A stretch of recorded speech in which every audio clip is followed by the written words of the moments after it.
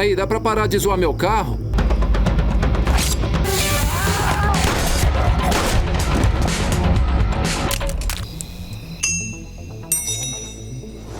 Olá pessoal! Hoje recapitularemos o filme América Ultra, Armados e Alucinados de 2017. E vamos para mais um resumo top!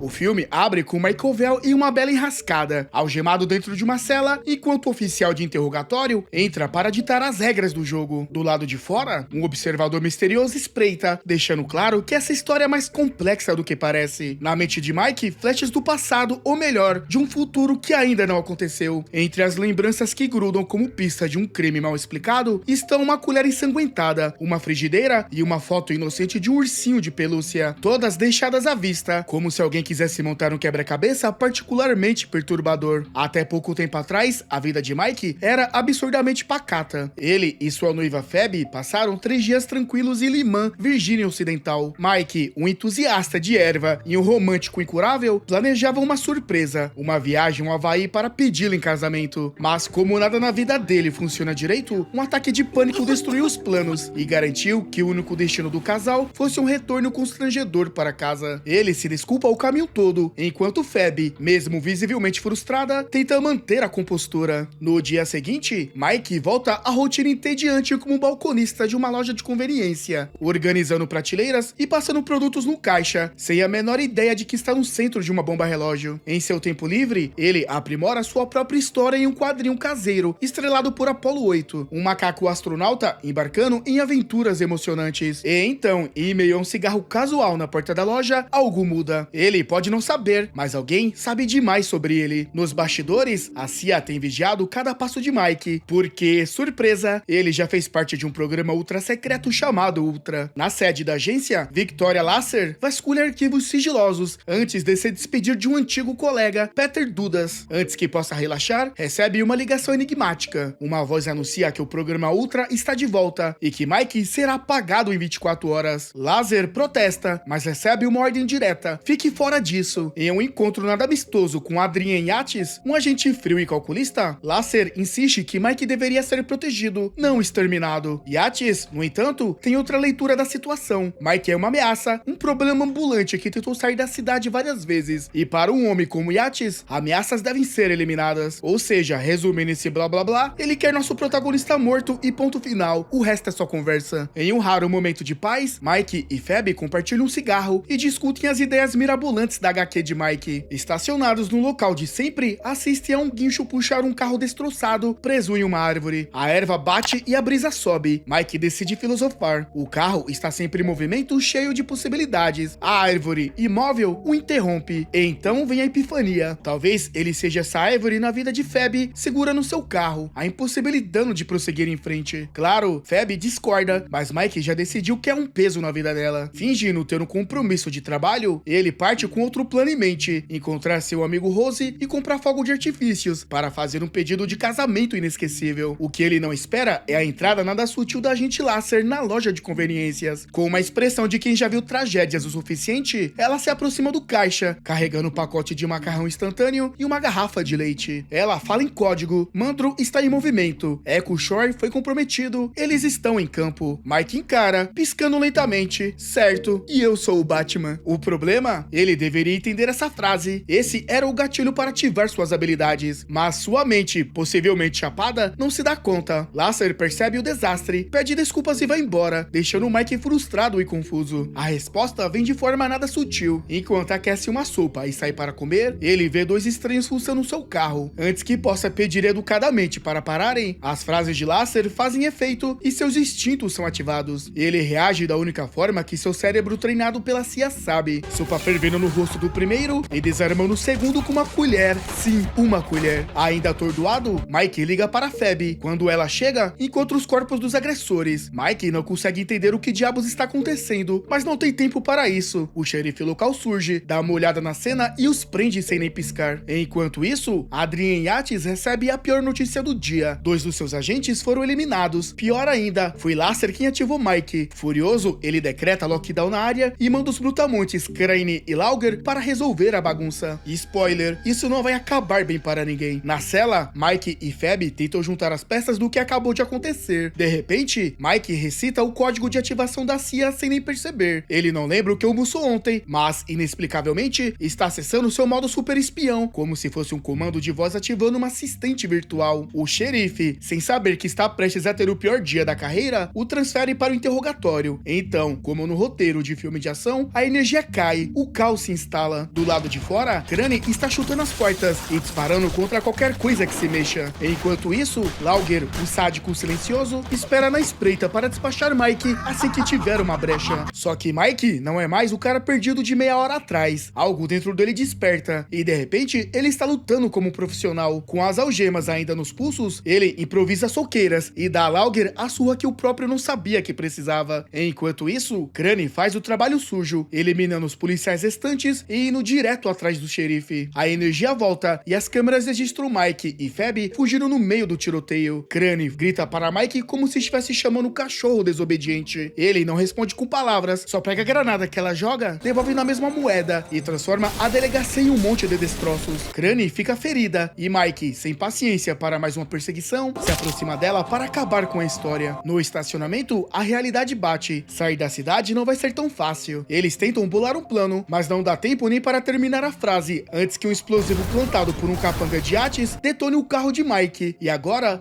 é correr e improvisar. Enquanto isso, Lazar descobre que também está presa na cidade. O bloqueio está ainda mais rígido, e homens de branco passeiam como se estivesse controlando um surto biológico. Ela encontra o corpo de Crane e liga para Pai, revelando o plano sujo de Yates. Sem muita escolha, Lazar decide encarar Yates de frente. Ela envia coordenadas para um carregamento aéreo e exige armamento e arquivos dos agentes dele. Pai, depois de respirar fundo e perceber que está enfiado até o pescoço nisso, cede. E é aí que Lazar descobre algo pior do que imaginava. Yates está recrutando pacientes de hospitais psiquiátricos para o programa secreto dele. Isso explica a loucura de Gallagher na delegacia. E como bom vilão que não se contenta em apenas ganhar, Yates ameaça Pai com uma acusação de traição. Enquanto isso, Yates monta uma base ao lado de um supermercado e chama reforços, incluindo Lauger, que sobreviveu para mais uma rodada. O novo objetivo? Caçar Mike e garantir que ele não saia vivo dessa. Enquanto isso, Mike e Phoebe seguem em frente, sem perceber que estão dirigindo direto para a armadilha. Nos noticiários, Mike e Laster são oficialmente os novos vilões da cidade. Segundo os jornais, eles só não iniciaram um surto de tifo, mas também espalharam uma doença contagiosa via macacos, porque, aparentemente, o absurdo não tem limites. O alerta: mantenham distância. Mike tenta argumentar, mas Rose não compra a história e os tranca no porão. Do lado de fora, a gente solta um gás letal e, para piorar, Vince, outro agente, invade o local e executa Rose e seus parceiros sem hesitar. No porão, Mike e Phoebe tentam subir pelo teto, mas um dos assassinos entra à força, iniciando um confronto brutal. Mike sobrevive por um triz, já Phoebe, sem paciência para sutilezas, agarra uma máscara de gás e um halter, despachando o agente responsável por envenenar o ambiente. Em seguida, ela encontra um antídoto e injeta em Mike, que começa a desmanhar no melhor estilo. Minha vida inteira passou diante dos meus olhos. Entre os flashbacks, surge uma entrevista com a CIA. Atordoado, Mike se afasta e encara Phoebe. Alguma coisa não bate. Ele pergunta o que ela realmente sabe sobre aquele gás. Ela hesita, mas a verdade escapa. Phoebe trabalha para a CIA e tem sido sua supervisora pelos últimos 5 anos. O que vem a seguir? Puro caos emocional. Mike sente o chão desaparecer e começa a questionar tudo, inclusive se alguma parte do relacionamento dele foi real. A traição bate forte e ele foge para o carro de Phoebe, mas nem tem tempo para mais uma crise existencial. Um Jeep surge do nada e atinge o veículo. No volante, Lauger. Lauger pega Phoebe e avisa que recebeu ordens para mantê-la viva. Já Mike não tem tanta sorte. Como toque final, o psicopata encharca o carro com gasolina, deixando claro que algo muito ruim está prestes a acontecer. Mas antes que a situação vire um churrasco humano, Lasser entra em cena e resgata Mike antes do carro explodir. Enquanto isso, Lauger arrasta Phoebe para o acampamento dos agentes, onde descobre quem realmente puxa as cordas, Yates, e ele está adorando o drama. Entre um sorriso debochado e outro, ele esfrega na cara dela seu fracasso em eliminar Mike e, claro, a brilhante ideia de se apaixonar pelo próprio alvo. Phoebe finalmente entende a dimensão do problema. Ela nunca foi nada além de um peão em uma conspiração muito maior. E a pior parte, Yates não está nem um pouco interessado em preservar Mike. Lasser, por outro lado, leva Mike para um esconderijo e faz a pergunta do dia: você lembra de mim? Spoiler: não. Confuso, ele exige explicações. anos. É aí que a verdade vem à tona. Eles se conheceram quando Mike foi recrutado aos 18 anos para o programa Wiseman da CIA. O projeto tinha uma proposta linda no papel: reabilitar criminosos reincidentes com delitos menores. O problema? Mike se destacou demais, e a resposta padrão da CIA para qualquer coisa fora do script é simples: apagar memórias e encerrar o programa. Enquanto conversam, um homem do lado de fora os observa e, como um bom dedo duro, avisa Yates sobre a localização de Mike. Em segundos, a caçada recomeça, e ele e Lasser são forçados a fugir para a casa dele. O perigo é iminente, mas Mike, fiel a seu instinto de autossabotagem, decide que agora é um ótimo momento para ficar chapado e aceitar o destino sem estresse. Yates, sem paciência para a filosofia de um drogado, ordena um ataque com drones. Pai, visivelmente desconfortável, obedece, mas dá para sentir que ele já está considerando mudar de carreira. Do lado de fora, Lasser patrulha a área, enquanto Mike, agora num nível transcendental de fé cega em Phoebe, segue completamente alheio ao fato de que a morte pode chegar a qualquer segundo. O caos explode quando os agentes invadem o local. No meio do tiroteio, Lasser, provando que é a única pessoa competente no recinto, despacha um dos atacantes, usando um ursinho de pelúcia como silenciador. Enquanto isso, Pai começa a perceber que talvez tenha apostado no cavalo errado. Com Yates insistindo no ataque aéreo, ele finalmente se recusa, não querendo carregar a culpa pela morte de Lasser. Sem saída, ele liga para Raymond Kruger, o chefão da CIA, um homem misterioso que aparece na cena de abertura. Na cozinha, Mike está cercado. Ele vê uma frigideira caindo e faz o que qualquer gênio do improviso faria: joga para o alto, desvia uma bala e mata seu agressor. O telefone de Lasser toca. Mike atende. Do outro lado da linha, Yates ordena que ele vá até uma loja próxima. Phoebe, ainda capturada, pede desculpas. Mike não responde com palavras, mas com ação, e invade o supermercado carregando os fogos de artifício que comprou para o pedido de casamento, só que dessa vez a festa vai ser um pouco diferente. Pelo interfone, ele tranquiliza Phoebe e declara seu carinho antes de iniciar uma pancadaria generalizada contra os agentes. Improvisando armas como se estivesse em um jogo de sobrevivência, ele transforma o ambiente em um campo de guerra. No meio da confusão, Phoebe aproveita para roubar um clipe de papel. Mike, por outro lado, usa um rojão para criar uma cortina de fumaça, antes de partir para cima dos últimos agentes com uma marreta. A sutileza nunca foi o forte dele. Yates, sem rodeios, ordena que Lasser acabe com Mike e foge levando Phoebe. Mas Phoebe não está no jogo para perder. Em uma sala privada, ela revela seu plano: abrir as algemas com um clipe de papel e nocautear o Yates com um belo soco. Simples, direto e extremamente satisfatório. Lasser se aproxima sorrateiramente e quase estrangula Yates com um cabo. O plano teria dado certo se Kruger não aparecesse na hora H para interromper a festa e forçá-los a acompanhá-lo. A luta entre Mike e Gallagher é extremamente brutal, mas no fim, Mike sai vencedor, com a arma apontada para o adversário, mas Mike não atira. O cara já tem problemas suficientes na cabeça sem precisar levar um tiro como cereja do bolo. Num raro momento de empatia, ele decide poupar Gallagher e segue em frente. Ao sair, Mike e Phoebe dão de cara com o esquadrão da SWAT e tropas armadas, porque quando você acha que as coisas não podem piorar, sempre podem. No meio do caos, Mike resolve que esse é o momento perfeito para um pedido de casamento. O gesto romântico dura exatamente o tempo que os agentes levam para dominá-los. Mais tarde, longe dos holofortes, Kruger leva Yates e Lasser para um passeio nada amistoso na floresta. Diante da situação, Yates faz o que qualquer vilão desesperado faria: joga a culpa em outra pessoa. Mas Kruger não tem tempo para desculpas. Ao descobrir a operação ilegal de Yates, ele resolve o problema da forma mais direta possível, atirando 2 vezes. Antes que Mike tenha o mesmo destino, Lasser entra no jogo e argumenta: o cara pode ser um caos ambulante. Isso não é algo que se possa descartar tão facilmente. A cena corta para a cela onde tudo começou. O interrogador encara Mike e, sem rodeios, o chama de Agente Ovel. 6 meses depois, Mike e Phoebe vivem um romance digno de cartão postal nas Filipinas. Tudo parece perfeito, até que, claro, não é. Mike entra em um elevador e dá de cara com gangsters mandarins, puxados pelos fios invisíveis da astuta Victoria. Ele pode não saber exatamente o que está acontecendo, mas sabe o suficiente para reagir. Contra ameaças e armas apontadas, ele faz o que sabe melhor, improvisa, e começa mais um confronto.